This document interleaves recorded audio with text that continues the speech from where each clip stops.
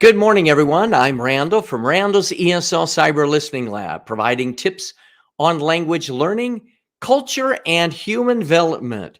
And before we get into today's broadcast, I thought I would give some updates and some news before we jump into today's event. So, first of all, I want to just highlight a couple of things. First of all, many people are aware of some of the work that I do. I just wanted to point out some of the websites that I develop on my own. My main website, of course, is Randall's ESL Cyber Listening Lab. I've been doing that since 1998. I also have several other websites called Train Your Accent. That one specifically is to help learners with word reductions. Also, I have another website called Daily ESL that has basically short recordings and readings from everyday situations like going to the bank or going to school and so forth. And then some questions followed up. It's kind of focusing on everyday language.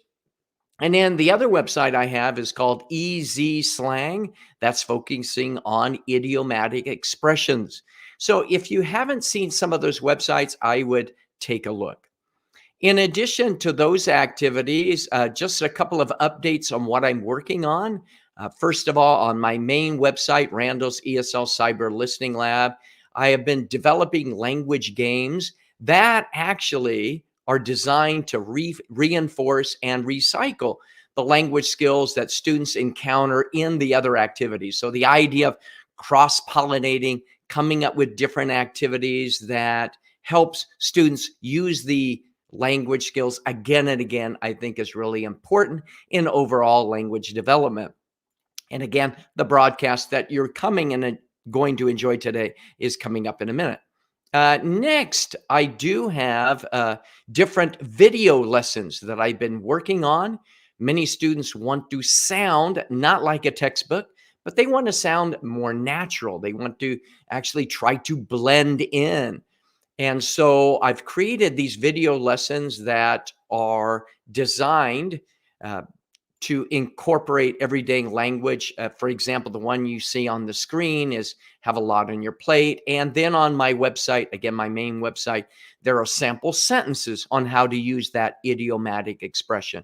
There's conversation questions and then speaking situations as well. The idea of trying to recycle, trying to apply, to try to actually use those expressions, I think is really key and important. The other thing that I'm encouraging over the past year and a half, I've done numerous interviews with teachers and classrooms from around the world, giving people a voice, giving them opportunities to share, to engage, and learn. This example comes from an interview I did with a class from Turkey. And that was a wonderful experience for them to share their experiences. And basically, I am looking for more classes, for more teachers who would be interested in participating in such events. Just contact me so that I can include you in that type of broadcast as well. The final thing that I wanted to share coming up actually is a really cool tool that I think you're really going to enjoy. And one of the things that teachers, right now, I'm using the Blue Yeti. It is a plug and play USB mic, but often teachers are looking for opportunities. How can I, for example, if I stand up and I move away from the mic, you can't hear me as well. So a lot of time teachers are looking for different type of microphones that could be used in conjunction with their learning platform, in conjunction with Zoom, for example. And so one of the things that I'm using right now is this microphone. It's fine. It's a K031, a wireless mic, and basically it comes with a simple receiver. This actually plugs into the USB slot of your computer. And then you have the transmitter that looks just like this. You can actually clip it on to your shirt. It has a battery powered unit where you can actually walk away from the computer. And the nice thing about such a tool is that you can carry out classroom instruction, that you're not bound by a stationary mic. Or The nice thing is, imagine, for example, you're doing some type of cooking demonstration or some type of demonstration in the class, and you want to be able to move away from it. This is a excellent microphone. It comes with a couple of different, a little headset as well. So again, if you're looking for these type of tools that will be able to extend your teaching opportunities, I think it's a wonderful, at least tool to consider. The last thing I want to talk about before I get into the broadcast is an upcoming episode. This is actually celebrating end of year holidays around the world. This is in 2 weeks. And we're not just talking about Christmas, we're talking about numerous holidays and traditions and festivals that take place around the world. And right now, I'm looking for other teachers who would be interested in joining me on that broadcast. It's kind of like a panel discussion to discuss some possibilities of how teachers and learners can just understand and appreciate the world around them. And that episode is coming up here in, again, 2 weeks. Feel free to contact me. I see a couple of people that are joining. Good morning. And please just let me know, again, from Thailand. Thank you for joining me as well. Well, let me go ahead. Thank you very much, and get into the actual broadcast. Again, those were just some initial comments about some of the things that are going on in conjunction with my website and other. So let me go ahead and begin the broadcast with a regular introduction, and then we'll get into the discussion for today. Feel free, use the chat feature to share any thoughts that you might have about the topic. I look forward to today. So here we go. Hi, I'm Randall from Randall's ESL Cyber Listening Lab, providing tips on language learning, culture, and human development. And I think over whether you're at home, in the workplace, in the classroom, or with random strangers, one of the things that I found is the expressions of gratitude have an immense impact on the emotional and physical well-being of individuals. And over the years, as I've traveled to do teacher training from China to Saudi Arabia, from Thailand to Mexico and beyond, this has been a reoccurring theme that teachers want to be seen and heard and to be appreciated for the things that they're doing. I think all of us really want that. And I think this feeling has really been particularly true during the pandemic, where the educational environment has experienced great changes, and the strains of teaching and learning on teachers and students have really just overwhelmed us. And I think sometimes the feelings of being underappreciated or not appreciated at all, I think really can surface. And so, however, I believe that a sincere and healthy dose of thankfulness, of gratitude toward others that share our workspaces, also in our families, can really bring about an immense change for all. And so, in today's broadcast, what I'd like to do is I'd like to share some perspectives on the idea of thankfulness and gratitude, and small ways in which teachers, administrators, families, and students can engage in small acts of kindness that really can lead to greater feelings of wholeness and self-worth. So let's go ahead and get into this topic, because I think you're really going to enjoy some of the ideas. As I mentioned, there are many times that all of us, I think, have felt, hey, no one acknowledges me for the work that I've done, or I'm not seen or heard in any particular way. Again, I'm not talking just about the workplace as teachers, but students and just human beings in general. No one says thank you for the work that I do. I'm invisible to everyone. Or, you know what? Yes, there is recognition at work, but it seems like an empty gesture to fill some type of quota. Or, I'm just never enough.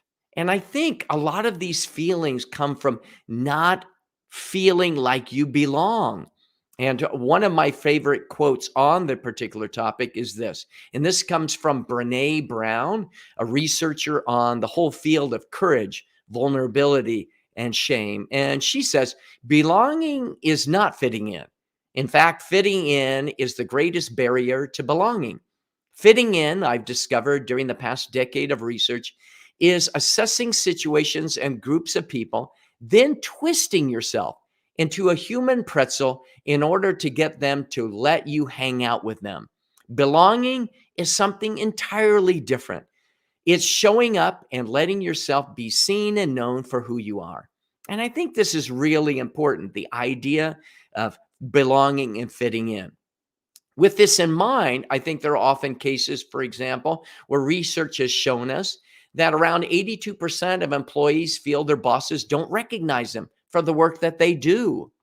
Or about 60% of workers are more motivated by recognition than by money. And I think this is an important point because the idea of rewards, often monetary rewards, really are not as important for many people as some of the other things that are taking place in their lives, which include just recognition. I think people just like to be recognized. So, with that in mind, one of the podcasts that I think everyone should listen to is called The Big Benefits of a Little Things by Francesca Gino and Adam Grant. And all of the resources that I'm sharing today are in the show notes. So you'll be able to see them right now as well. And one of the things that they talk about, again, are these small acts of gratitude that really have a huge change in the way that we do and the way that we live. And one of the things I would encourage those that are watching today is feel free during the broadcast at any time to share in what ways you have felt appreciated or underappreciated in your personal and professional life. So, how important is this topic of thankfulness and gratitude? Well, it's interesting when you start looking at the research, and all of the research studies that I'm showing today are in the show notes. Here's an example from this year: workplace effective well being, gratitude and friendship, and helping millennials to thrive at work. Another study that was done this year: the role of gratitude and mindfulness in creating a happier and more productive workplace.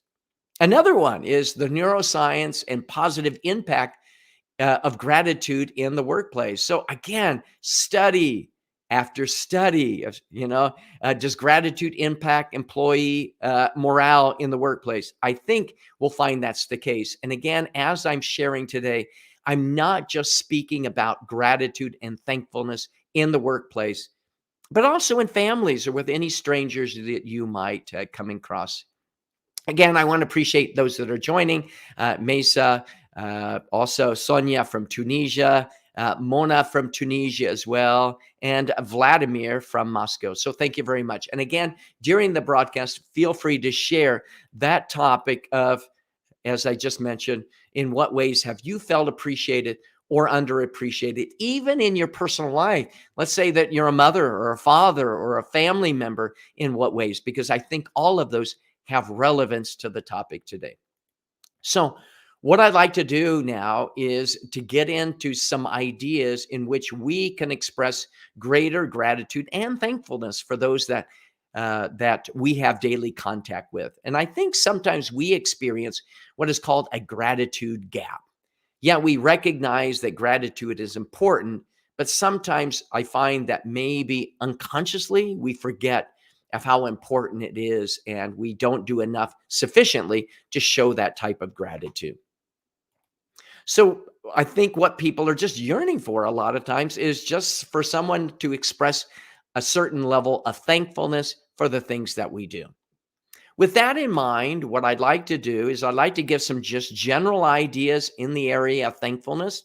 Number one, always keep in mind that be timely. If you're going to say thank you to someone, don't wait to the end of the year. Be specific. Instead of just saying thank you for your work, tell them specifically what you mean. Or with a family member, be sincere, because I think a lot of times people sense whether something is truly sincere or not. And be creative. Think outside of the box. Think holistically. What are all of the possibilities in which I can show sincere gratitude? So with that in mind, what I'd like to do is I'd like to share first of all, some ideas for the workplace, and then later on talk about things that we can do in our classrooms And as I already mentioned, these ideas would really apply to families, to strangers, to any scenario that you might encounter. And I think is really important. So let's go ahead and into these ideas. And what I often think about is micro recognition activities, things that really don't cost money or don't need to cost money, some things that we often overlook.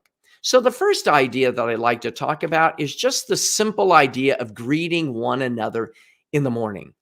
Now, this might be easy to do, especially with those with whom you really have a deep connection.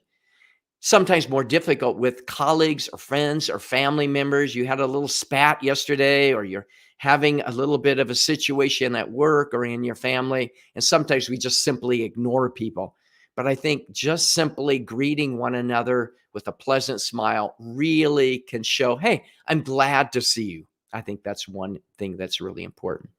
The next idea is coming up with handwritten notes. Now, often people think about that. A handwritten note could be something like, a little card. It could be like a little post-it note. Thank you for being you.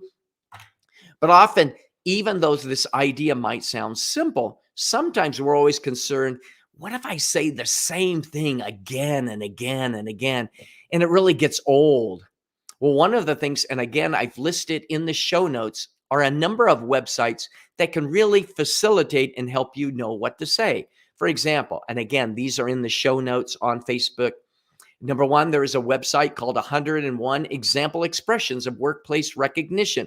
103 things that you could say to your fellow workers. Or 65 other ways to say thank you in speaking and in writing. Let's say that you've said thank you many times, but you want to come up with more creative, or you want to sound more sincere. Another website listed in the show notes, better ways to say thank you in English. I think that's really good. And there's another one, that 30 non-boring ways to say thank you in an email.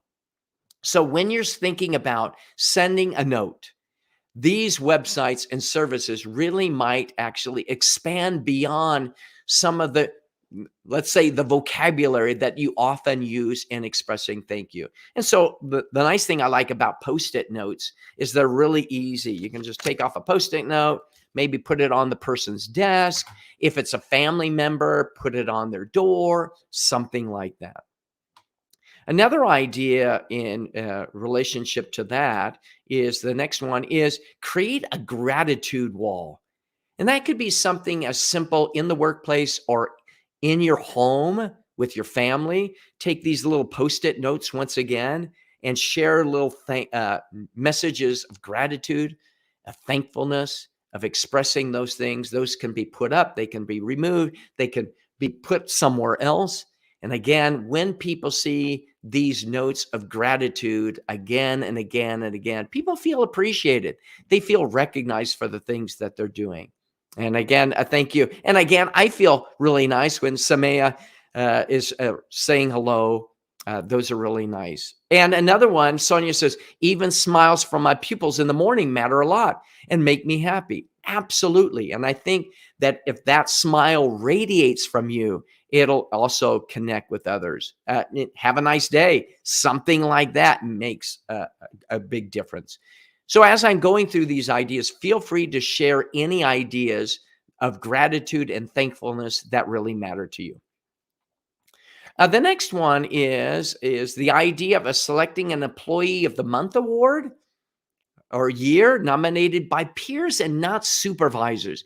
I just find that, for example, that sometimes when those type of recognition are coming from supervisors and not peers, there can be, in some cases, a feeling of resentment, a feeling that maybe, hey, my accomplishments have been overshadowed by someone else. But when that type of recognition actually comes from peers, whether they be students or whether they be staff or other teachers, I think that type of recognition resonates with people a lot deeper. And I think it's a lot more meaningful. And however, how often you do that would certainly be up to you in many ways. The next thing that I would recommend is create work milestones and life events. For example, and again, it really depends on how big your staff is. If you have 100 teachers versus 5 teachers, what you actually do might be different, but it could be something as someone has been here for 5 years. Maybe give them a cupcake or something like that, or a special note, birth dates, birth of children, and other type of milestones, presenting at conferences or anything like that, I think are really meaningful. And again, I think often those types of things, when they come from employees, can be really meaningful. I think also when you're designing any type of program, whether it be formal, informal, involve people, involve your colleagues, your families, your students in the development of a meaningful thank you system to recognize people. I think when people feel involved in what is going on, there's more buy into it as well. The last thing would be just of organizing thank you parties. I think people really appreciate it doesn't have to cost. Could be people bringing their lunch one day, getting together. We've had those type of events at where I work. And so creating, organizing the simple thank you parties can be really important.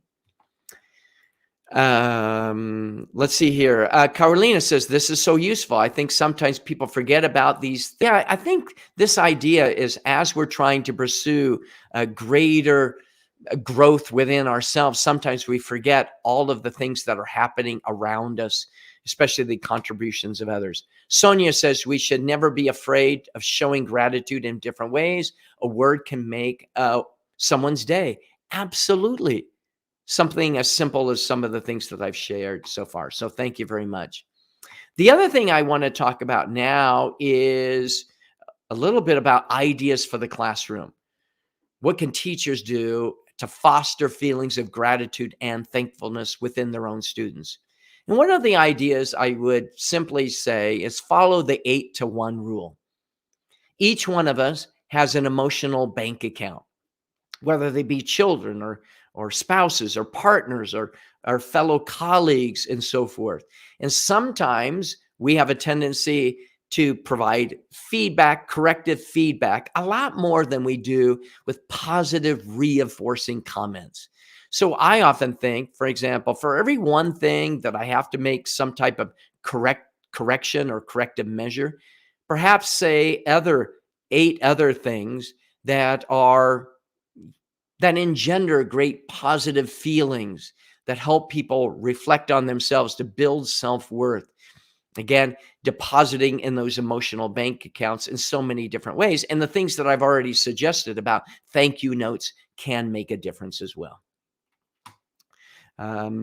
Another thing is, someone has just said, hey, I'm from Vietnam. I usually learn English on your website when I'm a student. I'm 27. I want to say thank you for all the things you've created for everyone to learn English. Yeah, something small like that is deeply appreciated. So thank you very much.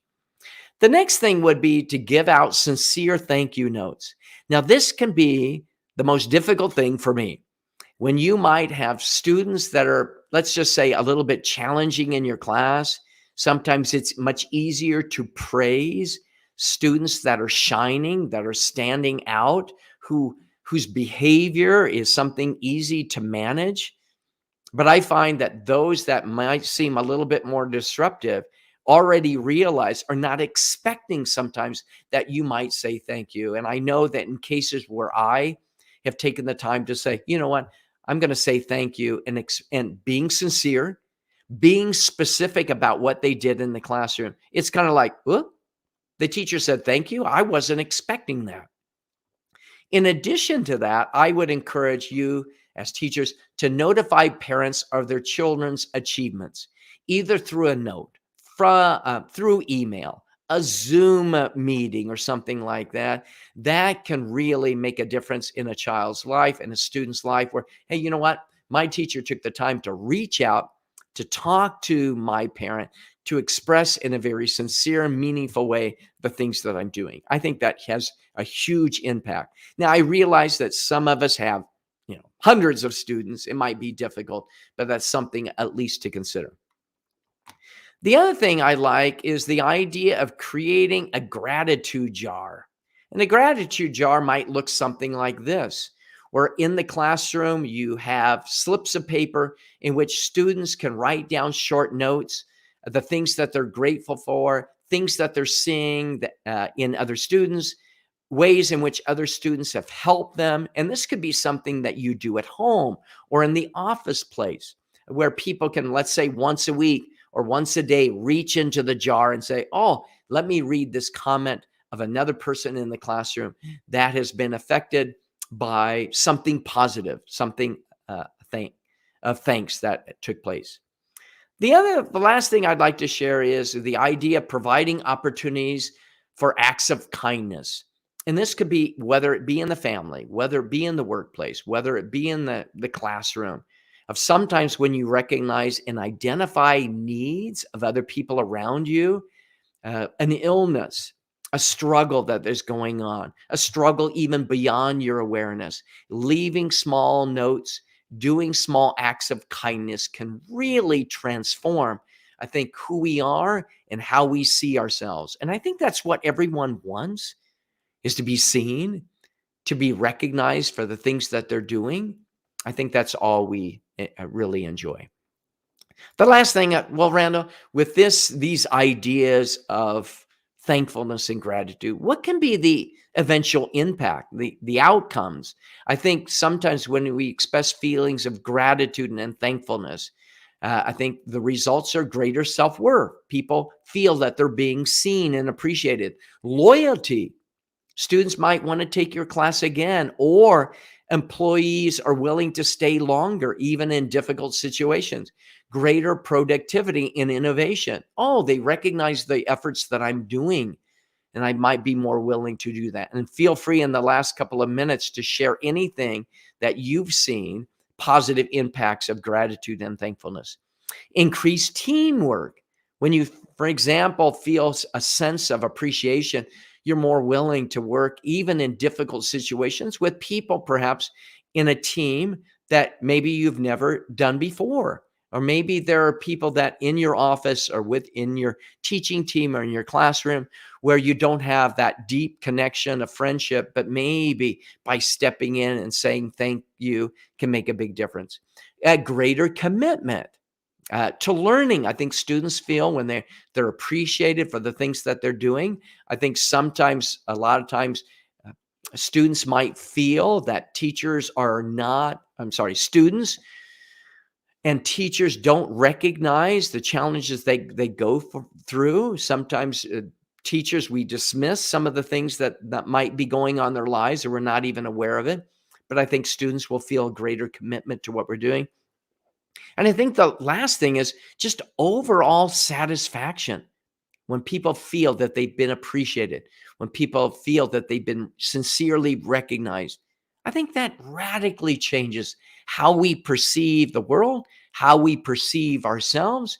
And as I close out this broadcast today, I want you to think about, over this coming week and month, about the transformative power of gratitude in our daily lives, whether that's in your family, whether that's with strangers, whether that's in the classroom or with colleagues, by simply expressing gratitude, by simply saying thank you. That makes a huge difference. At least it does for me. I want to thank you very much for joining the broadcast today. Keep in mind that, as I mentioned at the beginning of the broadcast, I'm always looking for teachers and others who would be interested in joining in these type of events, of sharing your experiences from around the world. Again, thank you very much for joining me today. You have a wonderful day and an even better tomorrow, because I think that's all important. And as Carolina says, we all deserve this kind of treatment. I would love to share this broadcast with my fellow teachers to remind them of the power of kindness. Thank you so much, Carolina. Thank you so much, everyone, for joining. Share the broadcast with others, because those small little micro acts of kindness make a huge difference. And so from here in Utah, I want to wish you a wonderful day and an even better tomorrow. Take care.